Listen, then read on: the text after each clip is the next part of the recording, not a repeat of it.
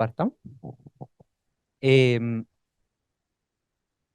bueno, después de este extenso coffee break que tuvimos que nos sirvió para hacer el checkout, eh, siguiendo con el programa, vamos a hablar ahora de fármacos de larga duración, el simposio de GSK que nos va a brindar el doctor Álvaro Melis. Ayer él se presentó, él es el médico asesor de GSK, así que no necesita mucha más presentación, así que doctor, bienvenido y muchas gracias nuevamente por estar con nosotros. Muchas gracias, Francisco. Eh,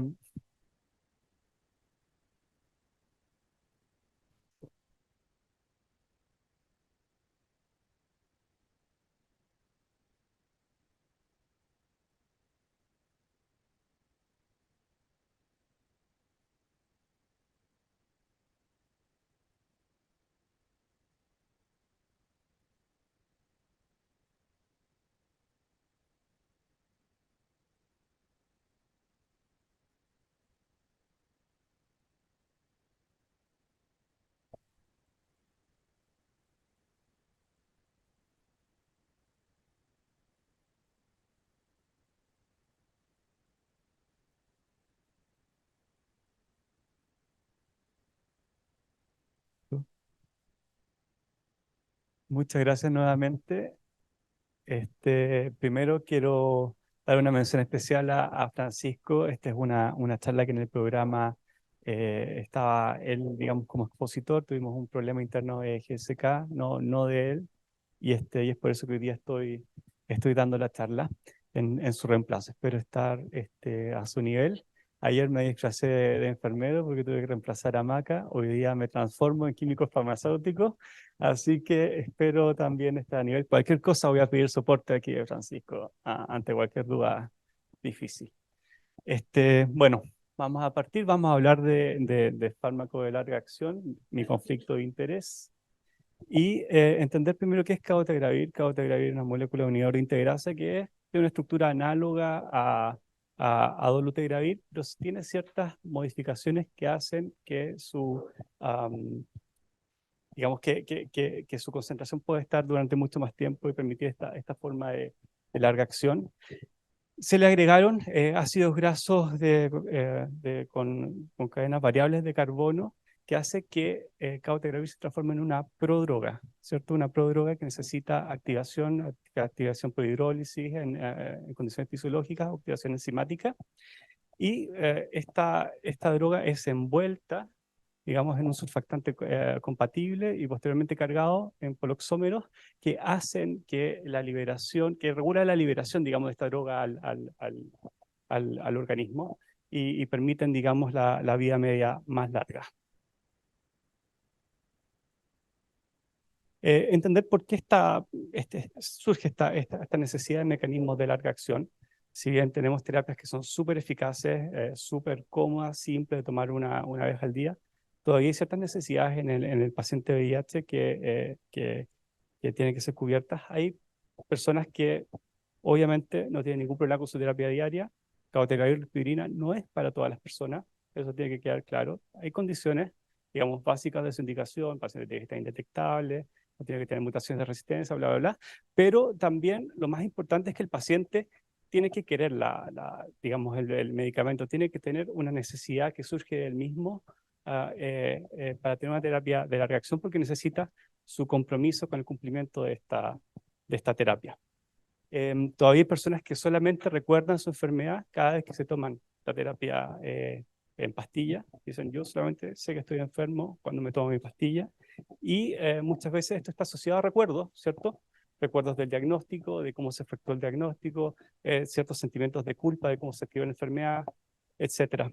También hay personas que sienten una ansiedad por por el cumplimiento de su toma única diaria, ¿cierto? De cumplir con la adherencia. Eh, y, y también hay personas que tienen una adherencia subóptima al tratamiento. Todos tenemos pacientes que llega a final de mes y les sobran pastillas y no sabemos qué hacer con ellos. Y ciertas condiciones médicas que van a dificultar, digamos, la toma oral, ¿cierto? Disfagia, estenosis esofágica, síndromes de mala absorción intestinal, etcétera.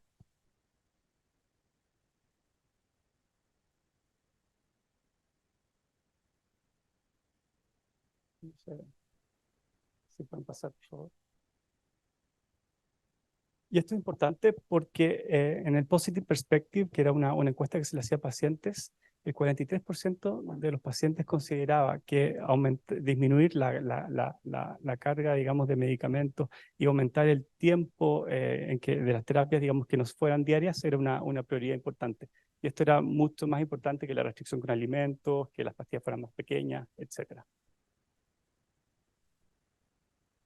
Y en el estudio solar del CROI de este año, se vio que pacientes que estaban digamos, con Victegravir TAF, que es una terapia, digamos, por estándar de tratamiento, tenían ciertas necesidades todavía, digamos, con su terapia, cierta preocupación por que se descubra su estatus VIH a causa del descubrimiento de sus pastillas por parte de conocidos, la preocupación por olvidar sus tabletas y la incomodidad porque sus medicamentos son recordatorios de su estatus VIH. Y la adherencia subóptima, que en este estudio vemos que al año puede haber una adherencia subóptima del 67% y que esto va aumentando hasta el 53% al cuarto año de terapia. Y esto es importante porque la adherencia subóptima no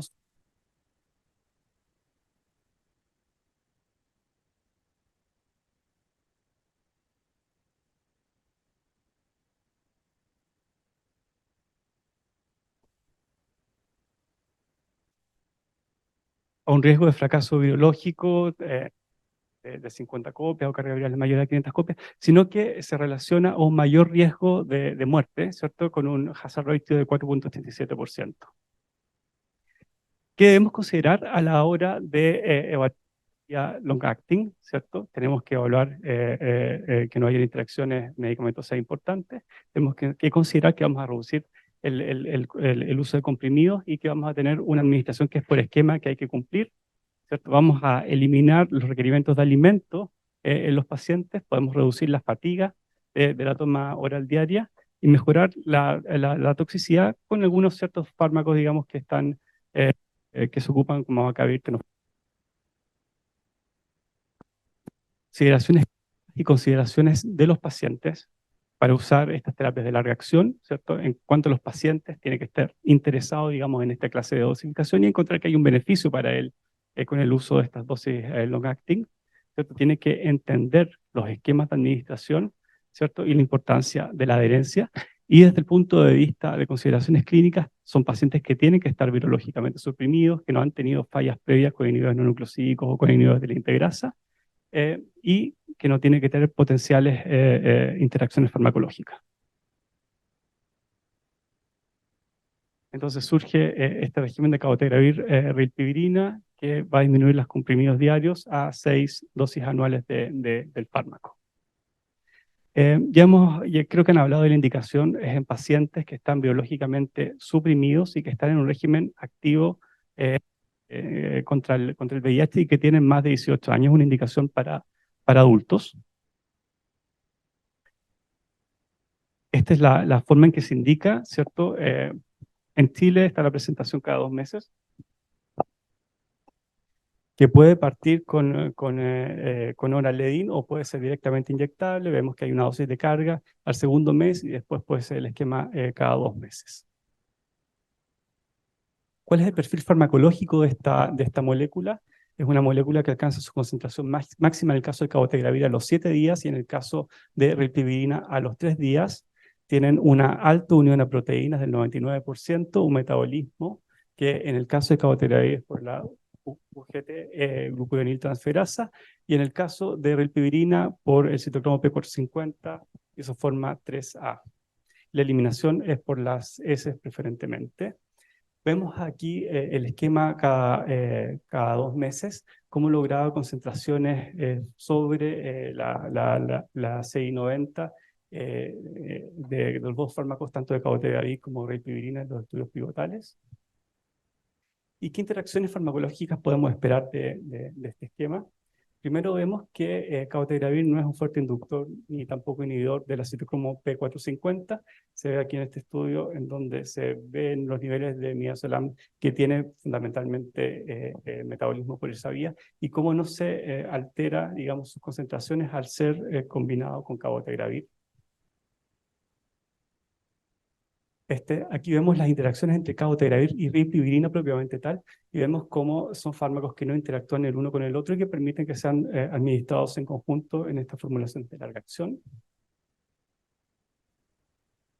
Vemos cómo tampoco cabotegravir interfiere con ciertos anticonceptivos orales, pero sí se afecta por aquellos medicamentos que, digamos, son inductores de la citocromo P450 como rifampicina, y vemos cómo los niveles de cabotegravir caen cuando se administran conjuntamente con rifampicina, ¿cierto? Vemos otro ejemplo como al momento, digamos, de estar con rifampicina, los niveles de cabotegravir disminuyen y cuando se saca la rifampicina los niveles aumentan. Las concentraciones pueden disminuir en un 50% con el uso de rifampicina concomitante con cabotegravir.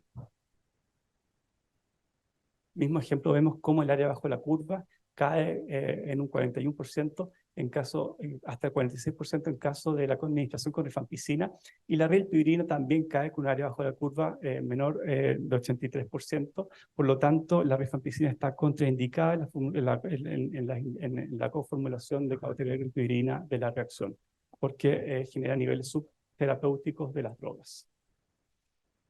Esto es, digamos, un cuadrito que muestra las interacciones farmacológicas que pueden haber, principalmente en cabotegravir con anticonvulsivantes, carbamazepina, fenobarbital y fenitoína, porque van a disminuir, digamos, las concentraciones de cabotegravir y de rilpivirina, ¿cierto? La rifampicina que habíamos hablado, la rifabutina, ciertos corticoides como la dexametasona, la hierba de San Juan también puede disminuir los niveles de rilpivirina.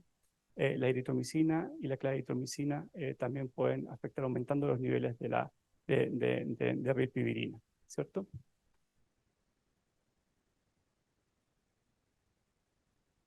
Importante que no hay interacción de cabotegravir con otros antirretrovirales de distintas familias, inhibidores de la proteasa, inhibidores no nucleosídicos, inhibidores de entrada, ¿cierto? Por lo tanto, se pueden, digamos, coadministrar de alguna forma.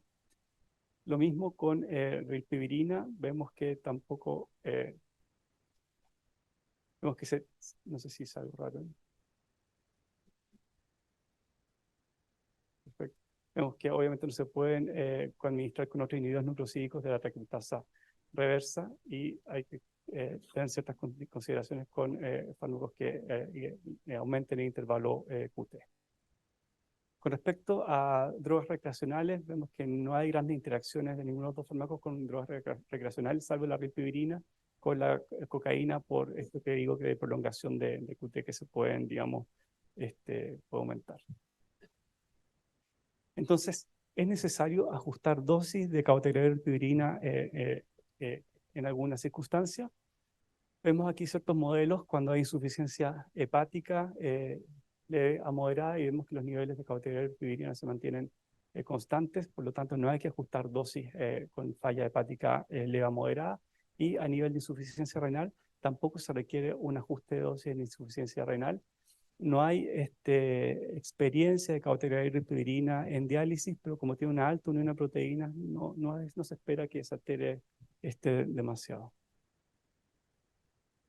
Con respecto al sexo de nacimiento, vemos que se mantienen las concentraciones similares, ¿cierto?, de cabotegravir y rilpivirina en caso de hombres o mujeres, por lo tanto no requiere ajuste de dosis por sexo de nacimiento. Con respecto al IMC, ¿cierto?, vemos que tampoco se requiere un ajuste de dosis cuando el IMC es mayor o menor de 30, pero sí es necesario, como comentaba ayer, el cambio de aguja, ¿cierto?, agujas más largas de 2 pulgadas para asegurar mejores concentraciones, porque esta es la curva cuando hay, digamos, una aguja más corta y cuando hay una aguja más larga.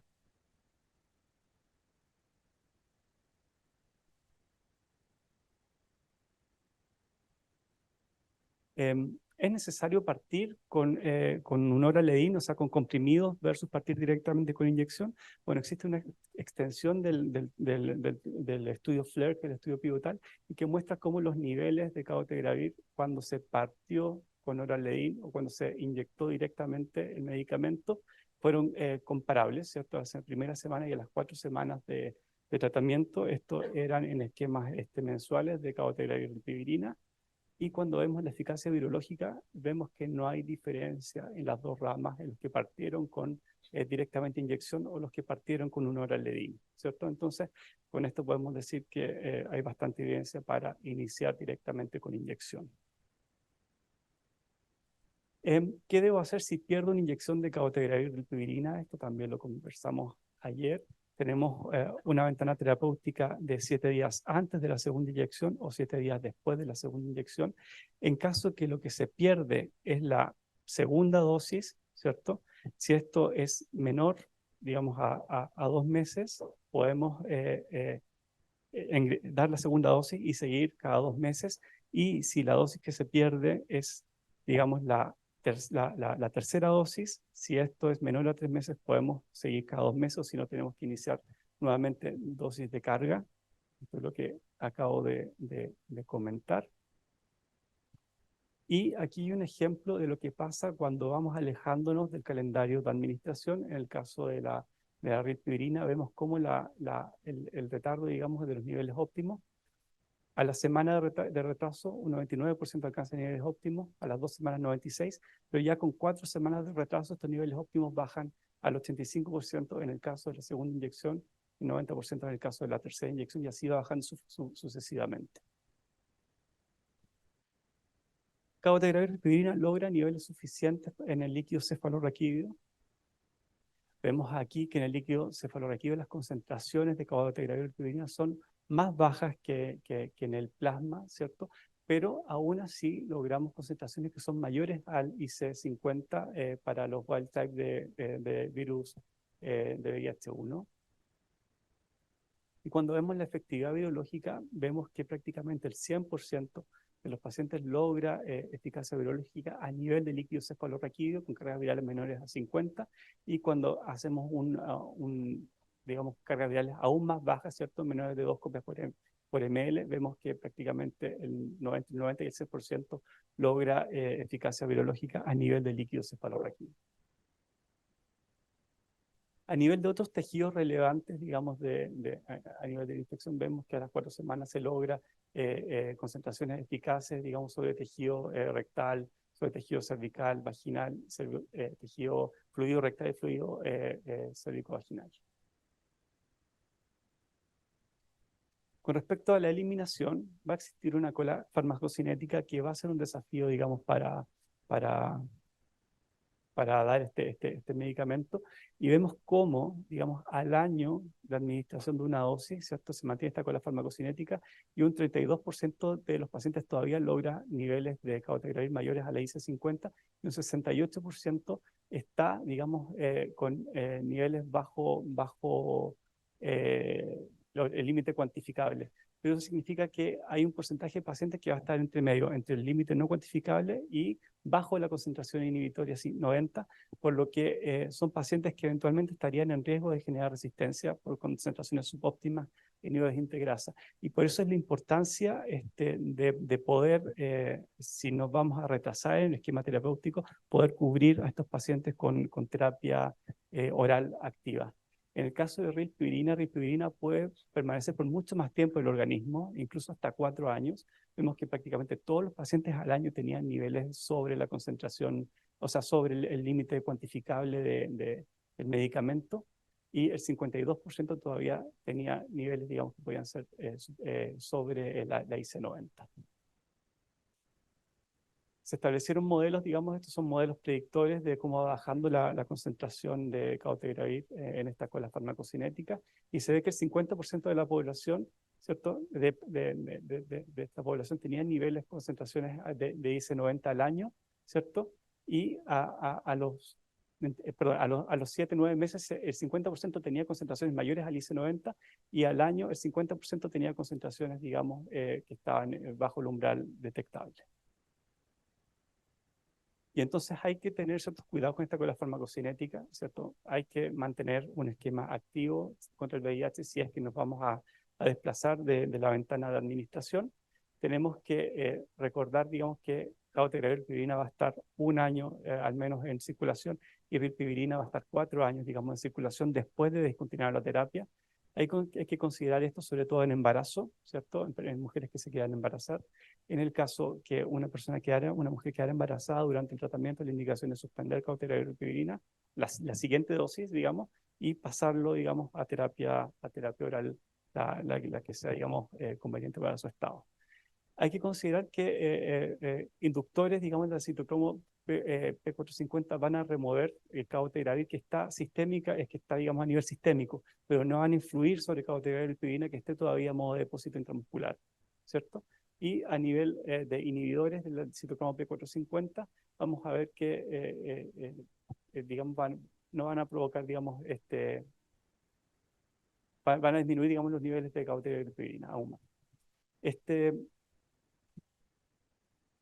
la, la, los niveles, los aumentos de niveles de cabotegravir durante esta cola farmacocinética que se puede dar por ciertas interacciones farmacológicas no sería clínicamente, digamos, relevante.